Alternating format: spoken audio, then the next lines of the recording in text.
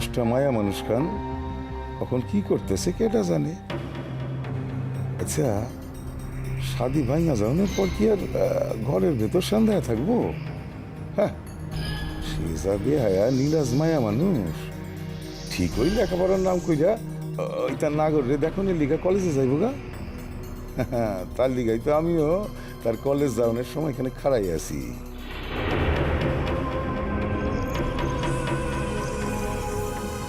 যতই আমারে জ্বালাইয়া পুরাইয়া শেষ করিয়া থাকুন আর গিস, তোমারে শেষ জলন খান আমি দিব।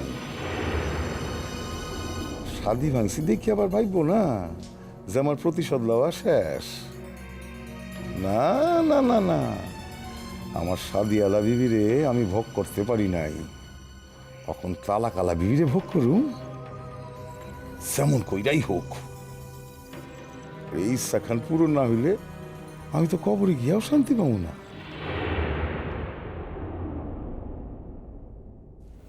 কাল পথ তার লোকে দেখা হয়েছিল।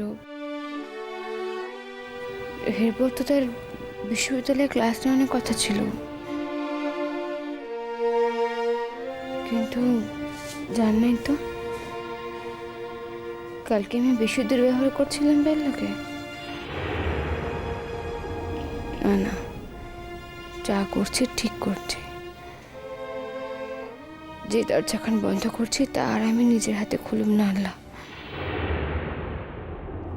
তাছাড়া সত্যই তো কাগজে দাম্পত্য সম্পর্ক ছিল না তা তো না। সন্তান আইতেই পারে, তাই সন্তান সহ একজন মায়ের সংসার থেকে সরিয়ে আমি সেই সংসার দখল করলে আল্লাহ নিকটে কোনোদিন জবাবদিহি করতে পারতাম না। তার থেকে এই বেশ। কিরণমালা, এই জীবনে তোমার আর ভালোবাসার মানুষের লাগে সংসার করা হইল না,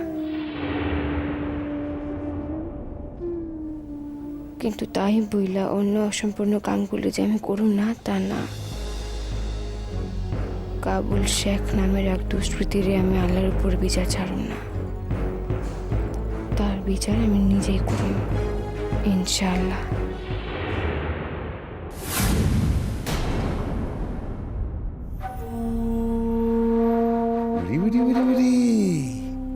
ওই তো হইতাছে নষ্টা মায়া মানুষ ঠিক পথে বাইরেছে।